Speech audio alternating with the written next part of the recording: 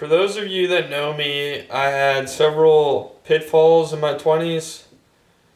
Um, I would go out to drink. I would get in verbal altercations with people, but nothing terrible happened. I ended up breaking my leg because I fell off a balcony and had had to get my teeth fixed, which I was able to fix with a full-time job. So let me iterate that if you don't have the lifestyle you want, you just got to work for it. Uh, every experience you have builds on the experience you have after that. So if I were, say, to become a doctor today or in the next couple weeks, and I had to do stuff based on talk to patients and give prescriptions or advice, I might be able to do it pretty decently. But in terms of someone has been in it for more than 20 years, more than probably 30 years, like my father, um, he has a better chance at making that kind of decision with the clinical background that he has in the emergency rooms and things like that. So my expertise could be in something else. I know how to spend my money well. I like to work and then buy stuff that will help me. I invest a lot in my truck, and um, let's just say the nightlife turned out to be a great decision because I may have met somebody who's a good friend right now. But in terms of making changes that will suit your life for better outcomes, say you're in what I think the biggest problem is for American people face today is not just the financial aspect, but the reasons why they're in financial trouble. So I don't know the statistics behind cigarettes. I'm sure millions of people, or at least a couple 100,000 people a year, die of lung cancer or throat cancer. And I know if you were a drinker like me, you might have, if you keep doing it, you can get liver disease or some sort of neurological problem. So that's what I'm fighting off myself since I have Alzheimer's in my bloodline. So I will never drink an alcoholic drink again. And I know pretty much everything about alcohol that I need to know. I know that it makes me feel funny. I know that it makes me loosen up a little bit. Sometimes it makes me feel anxious. So really, that's not a good thing. Um, I feel like I can't drink just one drink. So if you're a person that suffers with stuff like that, overeating as well. I got back into soft drinks, but I'm drinking a lot less than I used to, and they're all diet. I don't really care about the whole chemical exchange on that because it makes me feel good. It firms up my stomach. I'm not always churning for something to eat. I don't know if that's the uh, the soda or something else. So, but I like it. So if I'm not gonna drink, I might as well have a cold soda pop.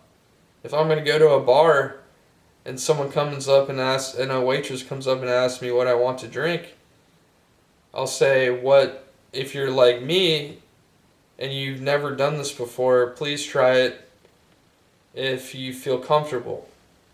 But if you want to try it and you want to see a football game or eat wings or something, say it's not Buffalo Wild Wings, say it's like a real um, bar house like Kirby Ice House.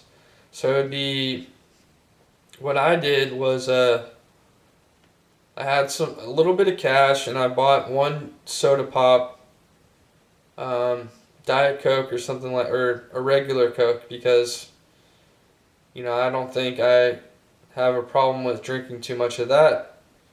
Not anymore, at least. So, soda pop can be bad for you if you do it in any excessive amount, but that's just how it is for anything with lots of sugar.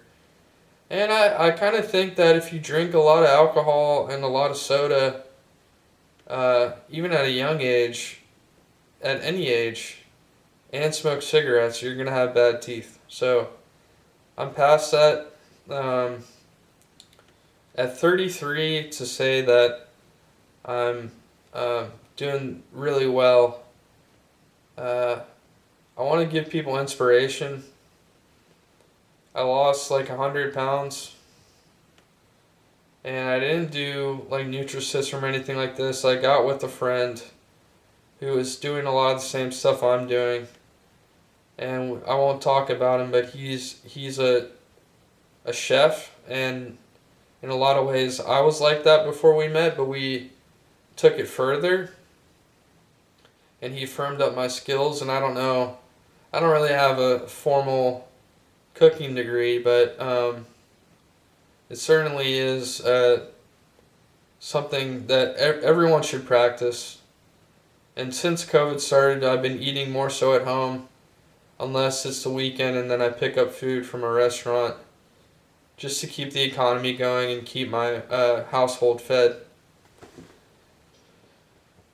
Um, if you have problems with weight loss, try drinking less or subsiding the drinking for a little bit.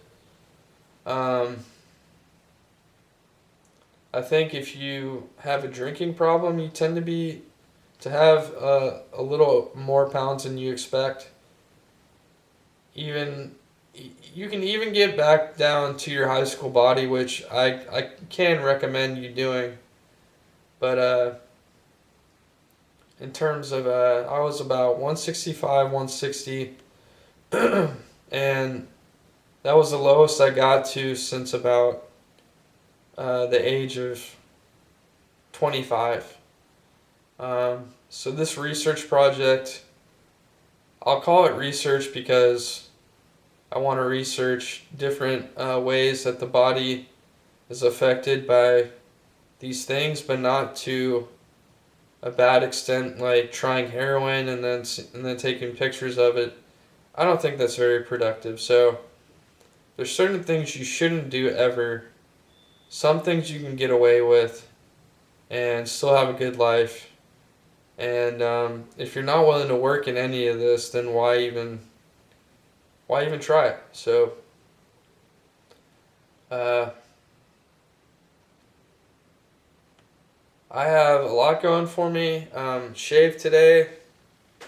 So if you saw my video the other day, you know I play with my hair on my head a lot. Um, I cut my own hair, and I think it's about time that I got a little more serious in some different situations. Like I said, I could probably be okay as a doctor if I were just given a degree overnight or a specialty or something, but um, in terms of just grinding through, probably take like a year or maybe a couple weeks before I got really good at it. So whoever's watching, commenting, all that stuff, I appreciate the attention. I'm kind of a do it yourself guy. I'm a Texas guy. Um, I don't want to. I don't know how people meet people other than showing up places where they might be at. I don't consider that sketchiness or anything. I met a girl at a concert in 2016, and um, I think that's probably the best decision I ever made, was to invest in that and be really pumped up about it. If you haven't been to the House of Blues in Texas, they have great shows. And actually, today is March 10th, 2021. And I will talk a little bit about the mask mandate, but they took off the mask mandates and um, virus requirements for businesses. But if you're coming to Renseman Associates, you still have to wear a mask to enter the facility. And we're a high COVID area, so in that aspect, we need to keep with our cleanliness and hygiene. Um, just because we said to wash your hands during COVID, uh, it's not something you should stop practicing. Um, I think that's like the best thing for health is probably keeping your hygiene together. And a lot of these guys that live on the street, well, they can't get a shower or anything, and I feel bad for them. But you should wash your hands, and when you go to the bathroom, and before you cook, you should wash your hands. I don't always do that unless I'm cleaning something like chicken or something. If I need to clean it off a little bit, um, or vegetables or something. So,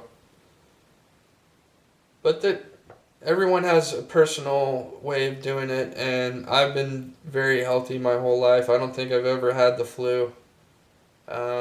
Always got a flu shot. So if you want if you want to see more about health and stuff, I'm gonna try and lose 20 pounds that I gained during COVID or in the past year from overeating by walking Piney Point in in Houston, Texas, and that will be my way of regaining my youth. I mean, I'm sure I'll have a little extra skin anyway because I have stretch marks from being 265 pounds, but let's not forget that you should never give up on your dreams. If you want to look better, do it the right way, work your butt off, and I think I needed to kick myself in the butt a little bit, but let's just say I'm ready to take on a lot of challenges in my life. So I'm not like these people on TV, but maybe I'm more honest than they are, or I'm just trying to do a video diary and documentary so people learn more aspects about me. And I'm not going to be updating this necessarily every day, and I like to do it with my camcorder because it's got the widescreen on it. And I don't think I'll be taking my phone on the trail, but maybe I'll just detail how I look. I don't know how I'll do that, or just how I sound, because I think communication is also a big aspect in developing a following and creating ways to get your point across. So, less soda, diet soda is better. I've heard diet soda causes more problems than anything. I really don't agree with that because I have experience. I may have gone through many types of therapies, but really it's just psychiatry. It's under the psychiatry billing, and now I look like how I should. I look like my father. Now I need to lose 28 pounds and look more like my father. So he's saying he's got to lose 20 pounds. I'll never catch up to him. He's going to be like a skeleton. Well, he will be, but maybe 1,000 years from now. Anyway, thanks for all the follows and the comments, and hit me up if you see me on the street. I won't be wearing a mask because I took the COVID vaccine, and I trust Texas's decision. The state of Texas has made the decision to open businesses and take the mask requirement off. So I will be around town. I don't know about church. I've been going to church. I'll be carrying my mask with me, but I'll walk up to the door with my mask off if they tell me I have to. It's Sunday, right? So everyone will know by Sunday, since I guess it's Wednesday today, that the mask mandate is off. So I'm trying to spread the word, and um, if you have a vaccine, you're pretty good, right? What does it take to get John out of the house, basically, is what we're trying to find out. And I like Georgia events. I've been doing those online. But I don't think they'll be sponsored there's no watch parties this time of year. Even though apparently Georgia baseball looks pretty good. Uh, and they're very good when I was at school there. So they're kind of streaky in terms of how good they are. Let's see if they get a title this year, or at least go to the playoff or a college baseball World Series. I'd be really happy about that. So, um,